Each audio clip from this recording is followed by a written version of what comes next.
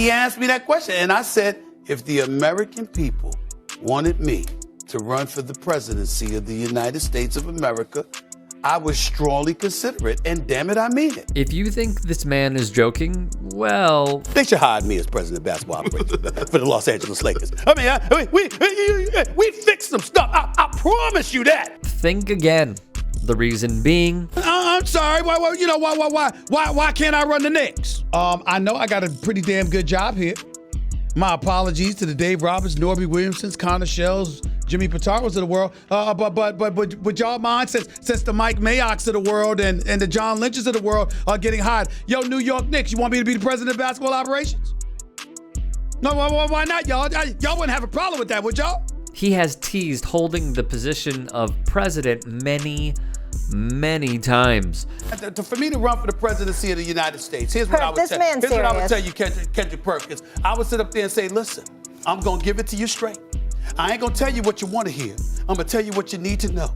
And I ain't going to do what you want me to do. I'm going to do what's best. And someday I'm going to flow left. And someday I'm going to flow right. But at the end of the day, and you see how I'm holding my fist? And well, where there's smoke, there's fire. I mean, listen, it ain't that big of a standard. I mean, let's call it what it is. I think I got a shot.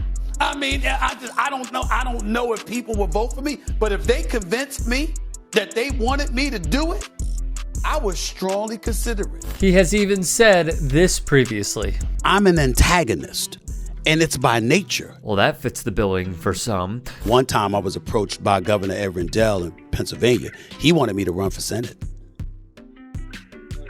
Yeah, he said you should do it. I said, I'm not a liberal. I'm not a conservative either, but I'm not. He said, don't matter with you. Don't matter with you. You're a voice that needs to be heard. He told me this about close to 10 years ago. The issue is there's so much to use against him. The fact that you got a foreign player that doesn't speak English, that needs an interpreter, believe it or not, I think contributes to harming the game to some degree. I understand that baseball is an international sport itself in terms of participation. But when you talk about an audience gravitating to the tube or to the ballpark to actually watch you, okay, I don't think it helps that the number one face is a dude that needs an interpreter so you can understand what the hell he's saying in this country. From his thoughts on Shohei Ohtani. That Ohtani is somehow not American enough for baseball is exactly what baseball people used to say about Roberto Clemente, and before him, Jackie Robinson. In any context, this is racism. In the America of 2021, however, racism in all directions has been weaponized by Trump and his cult. How about when this dude whined and fetched in Congress in regards to credible accusations against him? Smith appeared to not believe Dr. Christine Blasey Ford. He found an enemy in hoodies. He agreed that Cap was being anti-American. I don't have any problem with how Snell feels. I don't have any problem with how Bryce Harper feels.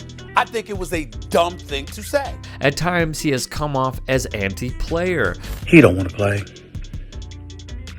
He wants to be a martyr. Even saying this of Colin Kaepernick. Worst of all... Answer this question. Sure. Name one Republican presidential candidate you would vote for over Barack Obama. I don't want to say... He's speechless. I'm never speechless. I will say this, though. I would strongly consider Mitt Romney. For one reason and one reason only. The man knows how to make money. He actually thought Mitt Romney was a good choice because Smith is a bona fide capitalist through and through. So what would he run as? TBD, but we may have an answer. What I dream is that for one election, just one, every black person in America vote